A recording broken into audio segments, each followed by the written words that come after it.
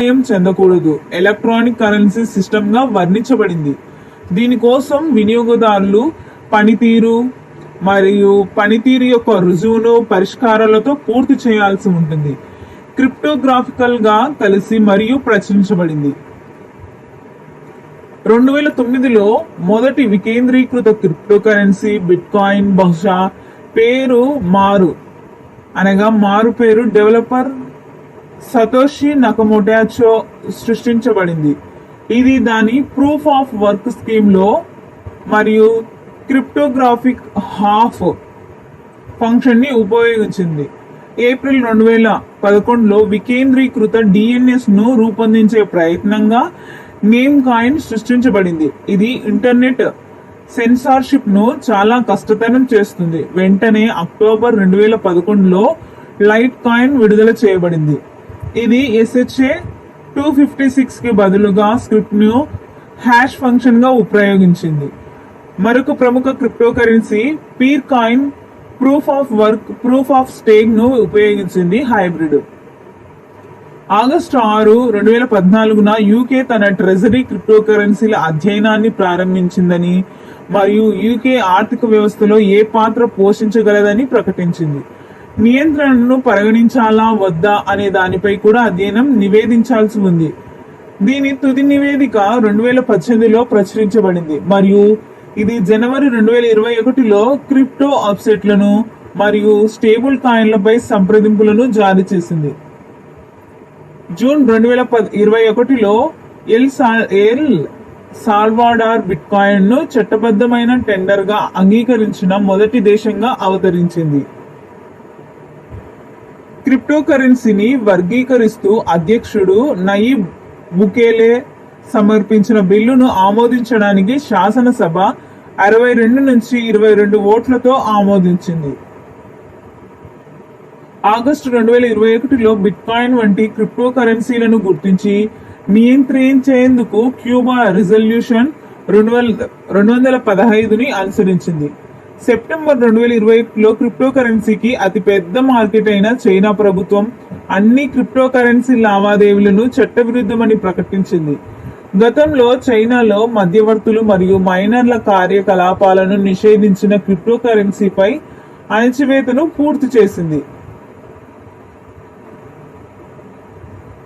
అధికారిక నిర్వచనం జాన్ లాన్స్కీ ప్రకారం క్రిప్టోకరెన్సీ అనేది 6 షరతులకు అనుగుణంగా ఉండే వ్యవస్థ.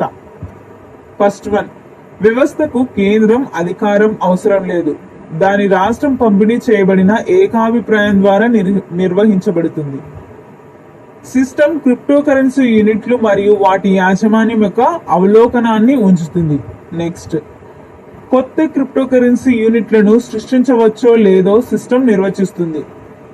కొత్త క్రిప్టోకరెన్సీ యూనిట్లను సృష్టించగలిగితే సిస్టమ్ వాటి మూలం యొక్క పరిస్థితులను మరియు ఈ కొత్త యూనిట్ల యాజమాన్యాన్ని ఎలా నిర్ణయించాలో కూడా నిర్వచిస్తుంది.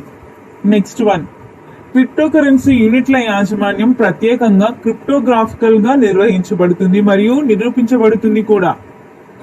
క్రిప్టోగ్రాఫిక్ యూనిట్ల యాజమాన్యం మార్చబడిన లావాదేవీలను నిర్వహించడానికి సిస్టమ్ అనుమతిస్తుంది. ఈ యూనిట్ల యొక్క ప్రస్తుత యాజమాన్యాన్ని రుజువు చేసే ఎంటిటీ ద్వారా మాత్రమే లావాదేవీ ప్రకటన జారీ చేయబడుతుంది. నెక్స్ట్ వన్, ఒకే క్రిప్టోగ్రాఫిక్ యూనిట్ల యాజమాన్యాన్ని మార్చడానికి 2 వేర్వేరు సూచనలు ఏకకాలంలో నమోదు చేయబడితే సిస్టమ్ వాటిలో ఒకదానిని మాత్రమే అమలు చేస్తుంది. మార్చి 2018లో క్రిప్టోకరెన్సీ అనే పదం మెరియం వెబ్స్టర్ డిక్షనరీకి జోడించబడింది. ఆల్ట్ కాయిన్స్, బిట్కాయిన్ ని మరియు బిట్కాయిన్ కాని టోకెన్లు, క్రిప్టోకరెన్సీలు మరియు ఇతర రకాల డిజిటల్ ఆస్తులను సమిష్టిగా ప్రత్యామ్నాయ క్రిప్టోకరెన్సీలుగా పిలుస్తున్నారు. సాధారణంగా ఆల్ట్ కాయిన్స్ లేదా అవమానకరంగా ఉంటాయి. షిట్ కాయిన్స్ అని కూడా పిలుస్తారు. ది వాల్ స్ట్రీట్ జర్నల్ యొక్క పాల్ విగ్నా ఆల్ట్ కాయిన్లను బిట్కాయిన్ యొక్క ప్రత్యామ్నాయ సంస్కరణలు అని కూడా వర్ణించారు. ఇది ఆల్ట్ కాయిన్ డిజైనర్లకు మోడల్ ప్రోటోకాల్ గా దాని పాత్రను అందించింది. బిట్ కాయిన్ తో పోల్చినప్పుడు ఆల్ట్ కాయిన్స్ తరచుగా అంతర్లీన తేడాలను కలిగి ఉంటాయి. ఉదాహరణకు లైట్ కాయిన్ బిట్ కాయిన్ కంటే వేగంగా లావాదేవీలను నిర్ధారించడానికి లైట్ కాయిన్ ను అనుమతించే బిట్ కాయిన్ యొక్క 10 నిమిషాల కంటే ప్రతి 2.5 నిమిషాలకు ఒక బ్లాక్ ను ప్రాసెస్ చేయాలని లక్ష్యంగా పెట్టుకుంది. మరొక ఉదాహరణ ఎథీరియం. ఇది స్మార్ట్ కాంట్రాక్ట్ ఫంక్షనాలిటీని కలిగి ఉంది. ఇది వికేంద్రీకృత అప్లికేషన్లను దాని బ్లాక్ చైన్ లో అమలు చేయడానికి అనుమతిస్తుంది. బ్లూంబెర్గ్ న్యూస్ ప్రకారం 2020లో ఇథీరియం ఎక్కువగా ఉపయోగించే బ్లాక్ చైన్. 2016లో న్యూయార్క్ టైమ్స్ ప్రకారం ఆల్ట్ కాయిన్ల కంటే ఇది అతిపెద్ద ఫాలోయింగ్ కలిగిన బిట్ కాయిన్ లాంటిది.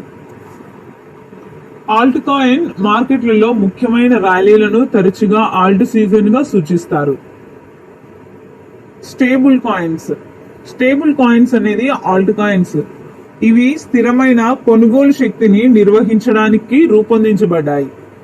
ముఖ్యంగా ఈ డిజైన్లు ఫుల్ ప్రూఫ్ కావు, ఎందుకంటే మే 11, 2022 నాటికి టెర్రా క్రాష్ తో సహా USD $1 నుండి 26 సెంట్లు పడిపోయింది మరియు అనుబంధ టోకెన్ లూనా 99.9% పడిపోవడంతో సహా అనేక స్థిరమైన నాణేలు క్రాష్ చేయబడ్డాయి లేదా వాటి పెగ్ను కోల్పోయాయి. ఆర్కిటెక్చర్. వికేంద్రీకృత క్రిప్టోకరెన్సీ మొత్తం క్రిప్టోకరెన్సీ వ్యవస్థ ద్వారా సమిష్టిగా ఉత్పత్తి చేయబడుతుంది. ఇది సిస్టమ్ సృష్టించబడినప్పుడు నిర్వహించబడిన మరియు బహిరంగంగా పేర్కొనబడిన రేటుతో US ఫెడరల్ రిజర్వ్ సిస్టమ్ వంటి కేంద్రీకృత బ్యాంకింగ్ మరియు ఆర్థిక వ్యవస్థలలో కార్పొరేట్ బోర్డులు లేదా ప్రభుత్వాలు కరెన్సీ సరఫరాను నియంత్రిస్తాయి. వికేంద్రీకృత క్రిప్టోకరెన్సీ విషయంలో కంపెనీలు లేదా ప్రభుత్వాలు కొత్త యూనిట్లను ఉత్పత్తి చేయలేవు మరియు దానిలో కొలవబడిన ఆస్తి విలువను కలిగి ఉన్న ఇతర సంస్థలు, బ్యాంకులు లేదా కార్పొరేట్ సంస్థలకు ఇప్పటి వరకు మద్దతు ఇవ్వలేదు. వికేంద్రీకృత క్రిప్టోకరెన్సీలపై ఆధారపడిన సాంకేతిక వ్యవస్థ సతోషి నకమోటో అని పిలువబడే సమూహం లేదా వ్యక్తిచే సృష్టించబడింది. మే 2018 నాటికి 1800 పైగా క్రిప్టోకరెన్సీ స్పెసిఫికేషన్లు ఉన్నాయి. బిట్ కాయిన్ వంటి ప్రూఫ్ ఆఫ్ వర్క్ క్రిప్టోకరెన్సీ సిస్టంలో లెడ్జర్ల భద్రత, సమగ్రత మరియు బ్యాలెన్స్ మైనర్లుగా సూచించబడే పరస్పర అపనమ్మకం గల పార్టీల సంఘం ద్వారా నిర్వహించబడుతుంది. మైనర్లు తమ కంప్యూటర్లను నిర్దిష్ట టైం స్టాంపింగ్ స్కీమ్ కు అనుగుణంగా లెడ్జర్ కి జోడించి లావాదేవీలను ధృవీకరించడానికి మరియు టైం స్టాంప్ చేయడంలో సహాయపడతారు.